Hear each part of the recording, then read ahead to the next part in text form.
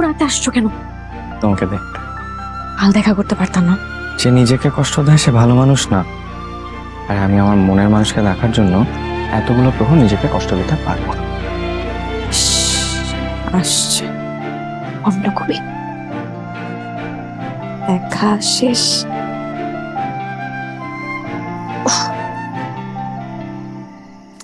যাও।